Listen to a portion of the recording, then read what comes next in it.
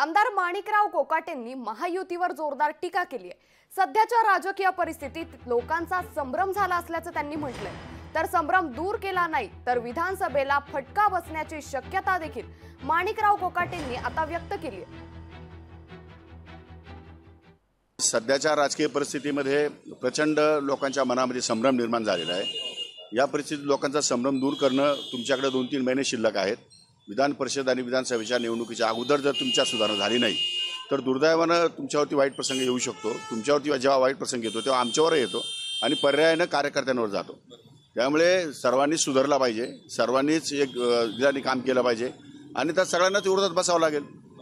त्यामुळे जर त्यांनी लोकांनी आपल्या कार्यकर्त्यांनी सगळ्याच पक्षाच्या लोकांनी जर भूमिका या ठिकाणी पॉझिटिव्ह ठेवली नाही तर मला नाही वाटत की भविष्य चांगलं असेल म्हणून। लोकशाही मराठी ऐका, पहा, जागरूक रहा।